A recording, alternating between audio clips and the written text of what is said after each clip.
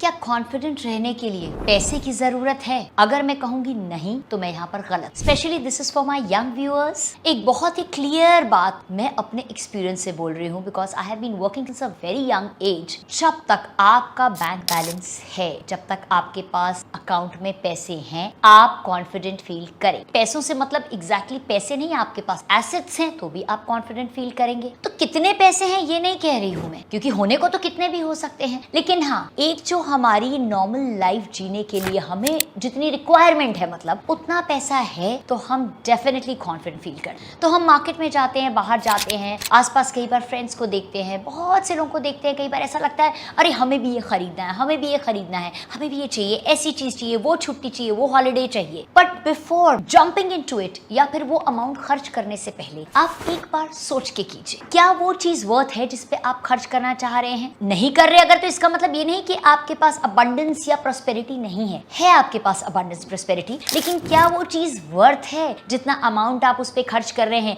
या कि आप इंपल्सिव होके कुछ भी खरीद रहे हैं, कोई भी ब्रांड की चीज खरीद रहे हैं, कहीं पे भी खा पी रहे हैं, होटल्स में खर्च कर रहे हैं। So I always suggest a balance of everything. तो अगर हम बैलेंस होके अपनी लाइफ जिएंगे, मतलब थोड़े पैसे हम इन्वेस्ट करेंगे, थोड़े खर्च करेंगे, माइंडफुल स्पेंडिंग करेंगे, स्मार्ट शॉपिंग करेंगे, तो हमारे पास ना पैसों की कमी होगी और ना ही कॉन्फिडेंस की। कई बार ऐसा होता है, आप प्रॉपर्टी खरीद रहे हैं या गाड़ी खरीद रहे हैं या किसी चीज में इन्वेस्ट कर रहे हैं, लेकिन बाहर दूसरी टेम्पटेशंस भी दिख रही हैं, अरे मैं तो शॉपिंग नहीं कर पा रही या कर पा रहा, या जो भी इस तरीके की चीजें मन में आ रही हैं। तो आपसे एक चीज हमेशा कहूंगी कि जो चीज आपकी एसेट बन रही है, suppose you are buying a house, वो एक एसेट बन रही है, तो आप उस पे स्पेंड कीजिए अपनी 4 चीजें। अगर आप मन की मार के नहीं कर रहे हैं तो कोई हर्ज नहीं है। Spend on what is worth spending. So when I was buying my house, my property, so what happened that obviously loan पे लिया था, बड़ा अमाउंट होता है, तो ऑलमोस्ट 1 ईयर तक के I did not spend on any other thing because I wanted to get over with that loan. और जब कभी भी मैं बाहर जाती थी, बहुत सारी टेम्पटेशंस होती थी, शॉपिंग दिखती थी, चीजें दिखती थी, तो मैं अपने आप को एक ही चीज बोलती थी, लता